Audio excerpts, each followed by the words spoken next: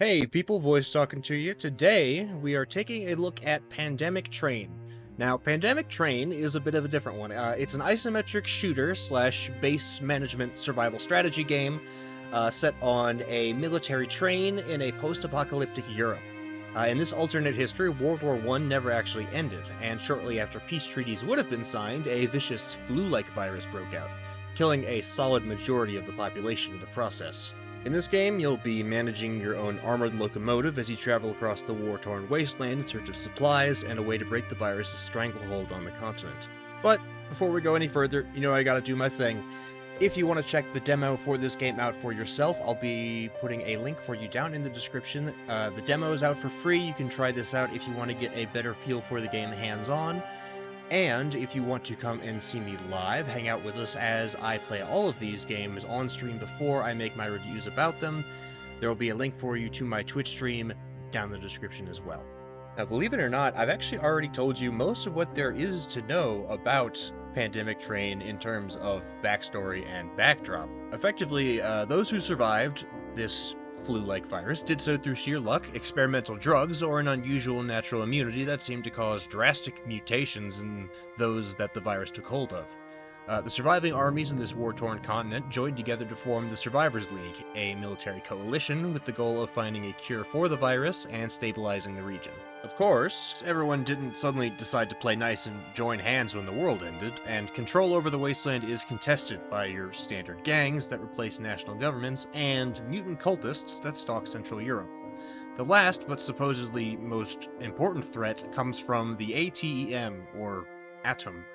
I don't know if that's an acronym for something, or if that's just their name.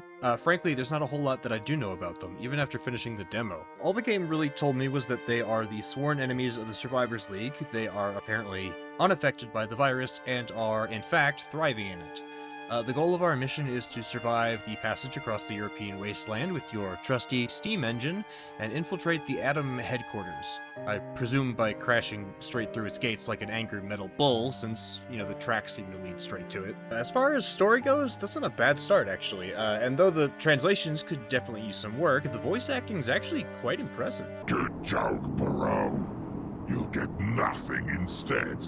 I'll devour your bodies. I am Agilatus, the Terdos. Know my last name before death comes. The characters, well, at least the important ones, they all seem to have their own backstories and motivations and these little quirks that make them memorable, and there's plenty of banter here and there between them that makes you feel like they actually live and work and fight together. For the main characters, this game gets a B+, at minimum. The main characters I keep mentioning mostly refers to the leaders, which are the soldiers you can control in the combat and exploration portions of the game. In the military setup of the League, I think they're considered officers, but in practice, each of them is a hardened survivor and a soldier with previous service during the war.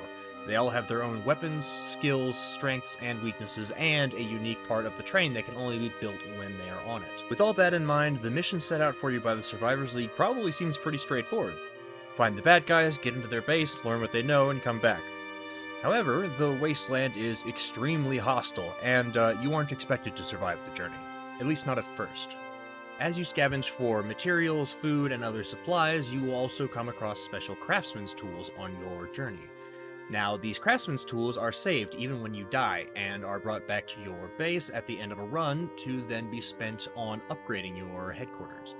Doing this gives you permanent, run-wide buffs that improve your chances of surviving in the long run. It'll allow you to, for example, bring more heroes with you, or increase the amount of health you have, or the speed at which they heal, or even improve the amount of materials you start out with. That, and the roster of different leaders you can discover in Recruit, covers the extent of the game's roguelite meta progression. So what does a typical run look like in Pandemic Train? Well, when you begin, a procedurally generated map of routes will open up to allow branching choices on where to go next, and you make these choices typically based on threat levels, potential resources, and other unique factors like the presence of vendors. Pretty standard roguelike stuff. From there, a run is broken up into two main sections, Transit and Exploration. Transit is where the majority of the base building and management gameplay comes into effect, while Exploration includes the combat, stealth, and scavenging portions. Let's talk Transit first. During Transit, the player can spend as long as they need to decide how to manage their crew. Every member of the train's crew, including the leaders, has a number of action points that can be spent to perform tasks. These tasks range from cooking and clearing debris, to handling greenhouses or animals, to crafting tools or ammunition, and even processing corpses into virus-resistant serums. Naturally, the leaders don't have the same work ethic as the laborers, so they can only get one action point per turn, while the laborers get two. However, each leader has specialized skills beyond that of the typical worker, allowing them to perform advanced tasks that the workers can't. The player is responsible for managing the health and well-being of their crew, so each crew member has a health gauge and a morale gauge. Once again, this also includes the leaders that you'll be using for combat. If the health gauge reaches 0, your crew member will die, obviously, while poor morale can lead to desertion or worse. Each day, every crew member's morale and health will naturally decrease, in addition to any damage received from events or combat, or any morale lost from deaths, undesirable work, or unmentionable actions such as cannibalism. The train itself isn't a static object, though, and building facilities and equipment into your mobile base is vital for your survival. The train consists of a locomotive, a rear water tank, and 5 carriages, 3 of which start out full with the quarters of your workers and leaders, and the mobile laboratory and quarantine for virus research. Each car consists of 3 slots. The player can only make 6 new structures overall, which is pretty limiting. There may be plans to allow the player to attach or build new cars in the future, but currently that is an uncertainty. Despite that, there are lots of different modules the player can construct to fit out their train for the journey, like workshops and greenhouses and animal pens, and a bar alongside the ever-important kitchens and water reclaimers. At the end of each day, the player distributes rations to each of the train's occupants. This includes not only deciding who gets to eat and drink that day, but also medicine and luxury items the player has produced or scavenged. This is mostly how you restore your crew's vitals, and both the process and the style of the icons for the various items brings back fond memories of this war of mine. All things considered, the management portion is pretty solid, and there will even be some random events that occur from time to time, like a rat infestation in the corpse car, allowing the player to make decisions on how best to handle that situation, like spending ammo to clear out the rats, or suffering a morale penalty to grind the rats up for meat. I do wish you had the ability to zoom out and see more of the train at once, or at least admire the scenery, which is blurry and probably also needs a bit more artistic love. At the end of the day, your train will arrive at whatever location you plotted out at the start, and the exploration portion will begin. For some reason, there is an option to auto-explore an area, but I've never used it, and frankly, I kind of wonder why it exists at all when this section is like a solid half of the gameplay. Each location is a highly self-contained, very linear, and usually pretty bland level where the player can complete vital missions or scavenge for resources like water, ammo, and the ever-valuable corpses of your enemies. The prize for them are the fresh bodies of your enemies. What do you do with these corpses? Oh, nothing wrong. I just provide meat for the most poor in this god-forsaken world. That's right, dead bodies are a resource in Pandemic Train, and every enemy you kill can be stacked up in the morgue in the back of your train. You can then use these infected corpses for virus research to produce vital serums. You can trade them to the Bone Collector, an NPC vendor that can be found at certain stops, and is apparently horribly infected, but surviving through whatever highly addictive drug Adam is using.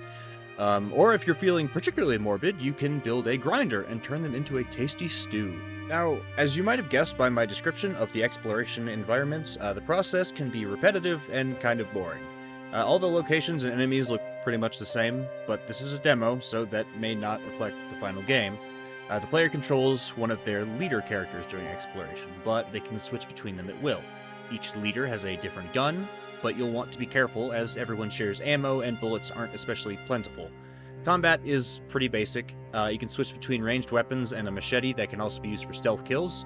Stealth really just consists of crouching before approaching an enemy with their back turned and hoping they don't turn around before you whack them. With your guns, you can fire a quick shot, which is faster but less damaging, or you can charge up an aimed shot, which deals much more damage but obviously takes longer. You can also dodge roll for whatever that's worth, and you can crouch behind cover, but the camera angle and the environment itself make it kind of hard to judge what is half cover, what is full cover, and what isn't cover at all.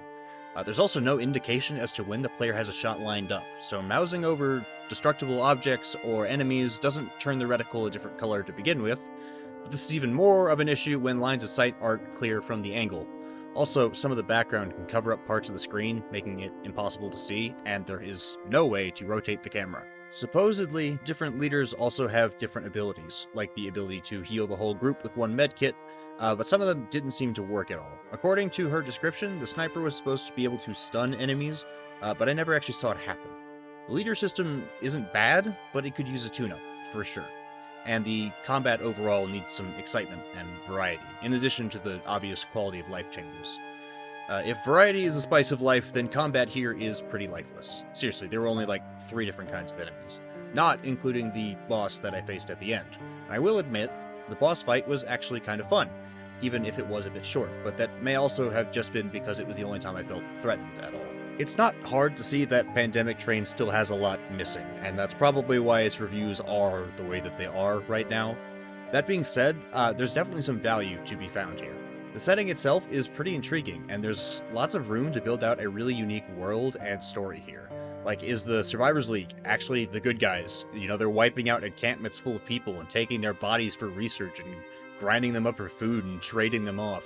You know, what's the origin of the virus and how does that relate to World War I? What's the deal with the cultists? You know, what are they worshipping? How did the gangs rise to power? And what's the connection between this flu-like virus and the mutant, werebore, pigman, Spaniard I fought at the end of the demo? You know, these are the kinds of questions that need to be fleshed out into lore or at least gracefully acknowledged. The combat and environments definitely need some work, but the management and survival portions of Pandemic Train are actually pretty enjoyable. Plus, the character portraits and the general artistry of the game are really nice to look at. Variety, excitement, and a bit of personality are what I really think this title needs. If the devs don't change the formula much, and they fail to fix these quality issues, I don't really see this title doing much better than mixed reviews. However, if they manage to take this base and branch it out into a varied and interesting world, this could turn out to be a really unique and worthwhile entry into the survival strategy genre. But then again, you know, those are just my first impressions from a short demo, and I'm just the voice in your head anyways. If you enjoyed hearing me ramble, consider subscribing for more regular content or leaving a like. It would really help me out a lot. Thanks so much for listening to me today, and you'll be hearing from me again real soon.